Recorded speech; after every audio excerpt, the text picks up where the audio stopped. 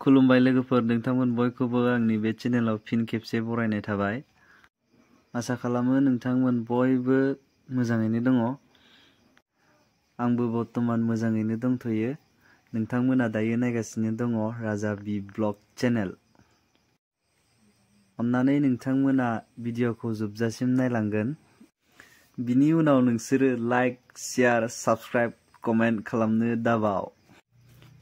मा खालामनो लोगोफोर, हादाननि मानसि, लामायाबो अबस्था खाराब, थाखा फैसाबो गैजाया, भिडिअखौ मोजाङै बनायनो सानब्लाबो जाया।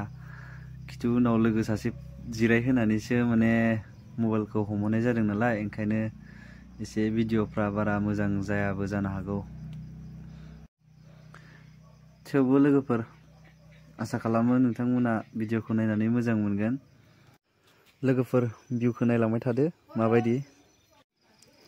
हाजो जायगा ना, जोबोद समायना नुयो। आंथ' बेबायदि जायगाखौसो बिराद मोजां मोनखायो माने। ओंखायनो बेरायनो फैनो गोसो जाबाय थायो। फैनायखाय दिनै माने भिडिअखौ लानाय जादोंमोन। लोगोफोर, दा माने जे जायगायाव थांगासिनो दङ बेखौ पास नय होननानै बुङो आरोना। जायगासिम सहैथारबाथाय भिउआ ओरैबायदि मोजां आरोना लोगोफोर, नायनो डेन्जार समायनाखा। माने भिडिअ खालामजोबनायबो जायासै मोजाङै, थेवब्लाबो मोननैसो फट' लानायमोन। बेखौनो आङो बेक साइड माने लास्टाव होनाय जादों। लोगोफोर, नायनो हागोन नोंथांमोना।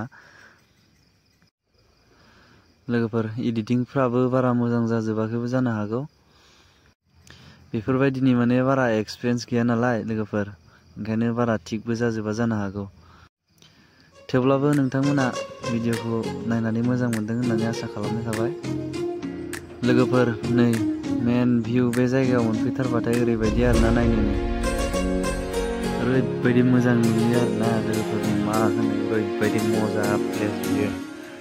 नेक्स्ट टाइमाव आरोबाव खनसेबाव फिन माने मोजांसिन क्लियारलि देखायनो नाजागोन आरोना आङो।